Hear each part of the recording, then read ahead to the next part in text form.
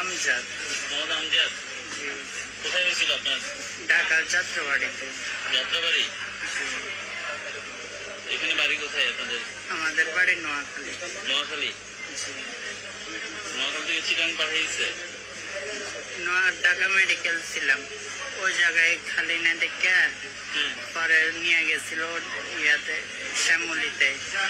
ওই জায়গায় ওরা খরচ বেশি চাইছে দেখে পরে নোয়াখালী থেকে নিয়ে গেছে। ওই জায়গায় পায়ের।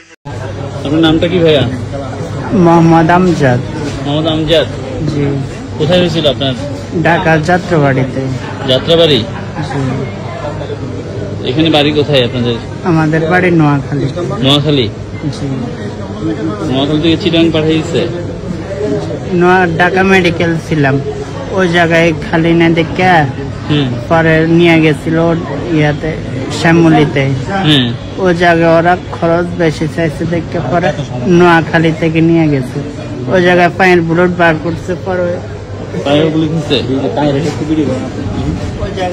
একটু আগে সাংবাদিক বাইরে ছিল, এই যে পায়ের এটা অবস্থা খুবই খারাপ। আমাদের